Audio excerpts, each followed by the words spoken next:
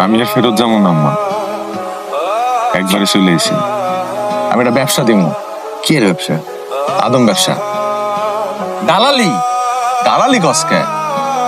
আমাকে মতো কত অসহায় মানুষ আছে না, যারা বিদেশ গিয়ে ভাগ্য পরিবর্তন করতে চায়, এগুলোকে আমি একটা ব্যবসা দিব। বিদেশ যাওয়ার ব্যবসা, একটা ট্রাভেল এজেন্সি। আমি তো নামও ঠিক করে রাখছি, স্বপ্ন পূরণ ট্রাভেল এজেন্সি। নামটা কেমন, ভালো না? সুন্দর আছে নামটা। অঙ্ক তুই আসিস আমার লগে? তাহলে আমি কই যাবো? তুই যে জায়গায় যাবি আমি ওই জায়গায়। গ্রামবাসী আর নয় বিদেশ যাওয়া নিয়ে প্রতারণা ছলছাতুরি। এসে গেছে স্বপ্ন পূরণ ট্রাভেল এজেন্সি। নিশ্চিন্তে করবে ভ্রমণ, হবে স্বপ্ন পূরণ। হ্যাঁ ভাই ও বোনেরা, কুয়েত, কাতার, ওমান, বাহরাইন, সিঙ্গাপুর, কাতার, দুবাই সহ বিভিন্ন কোম্পানির ভিসা প্রসেসিং করা হয় স্বপ্ন পূরণ ট্রাভেল এজেন্সি। নিশ্চিন্তে করবেন ভ্রমণ, হবে স্বপ্ন পূরণ।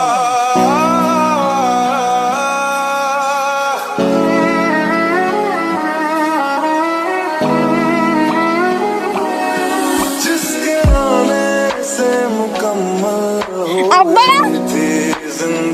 আব্বা, আব্বা, দেখো কি হচ্ছে।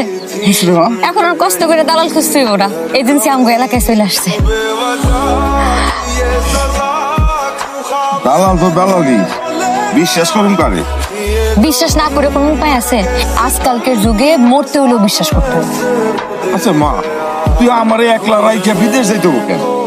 আমগো অবস্থার উন্নতি লাগে আব্বা, এভাবে করে জীবন চলবো? আমার বিদেশ যাইতেই হইব আব্বা।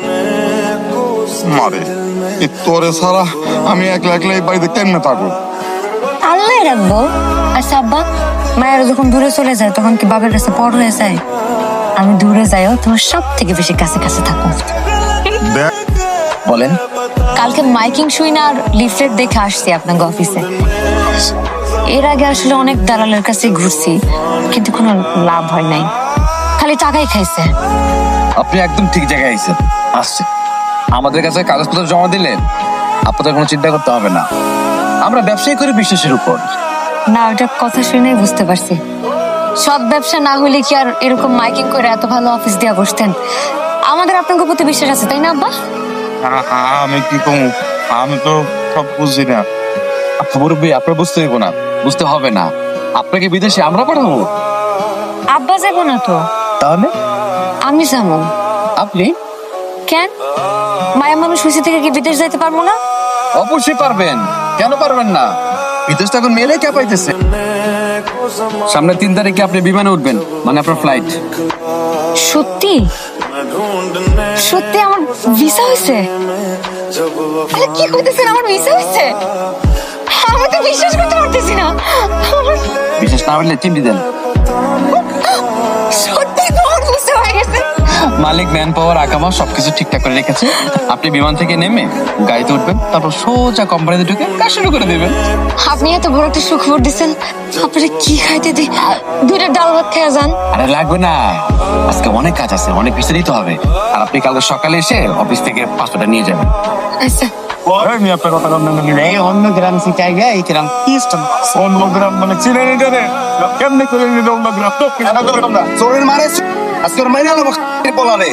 কি হয়েছে? আপনারা সাব্বির ভাই এরকম বাইন্ধা রাখছেন কেন? বান্ধব না দেখি তামাশা দেখো কি করছে আরে। আমার সব চোর বাটপার, আমাকে সবার টাকা পয়সা লয়ে বসে গেছে ভাইগা। এই সকালে আমার পাসপোর্টটা নেই কথা ছিল। না না, আপনি তো কোথাও ভুল হইতেছে। ওনারা মানুষ খারাপ না, ওনারা মানুষ ভালো। আমিও তো টাকা জমা দিছিলাম, আমার ভিসা টিকিট সবকিছু বুঝাই দিছে। টিকিট তো আমারে দিছিল, সব নকল। নকল মানে? আপনি কেমনে জানবেন? আমার এক ভাই শহরে থাকে, অনলাইন চেক করে কইছে আমার নামে কোনো ভিসা আসে নাই। আর যে কোম্পানি নক কইছে ওই কোম্পানি কোন কোম্পানি